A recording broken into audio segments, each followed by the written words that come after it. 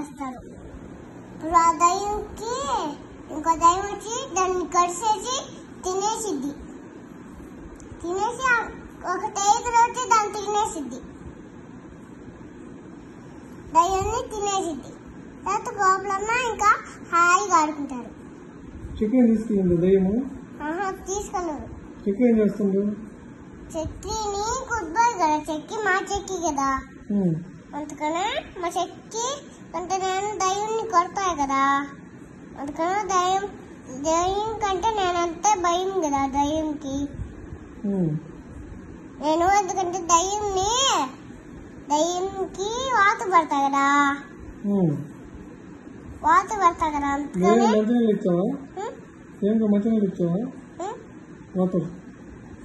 చెక్కి ఇందాక వాటర్ తాగా నా కాల,